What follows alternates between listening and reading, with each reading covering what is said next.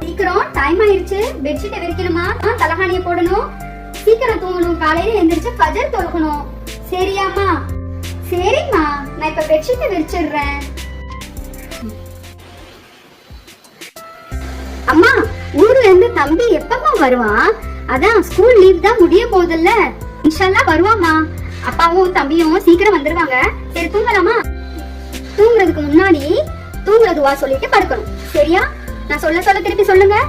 அல்லாஹும்ம அல்லாஹும்ம பிஸ்மிக பிஸ்மிக அமுது அமுது வாஹியா வாஹியா ஹஸ்புனல்லாஹு ஹஸ்புனல்லாஹு வ நிஹ்மல் வக்கீல் வக்கீல். அல்லாஹ் போதுமானவன். தூங்குங்க செல்லம். அல்லாஹ் போதுமானவன். குட் நைட் அம்மா.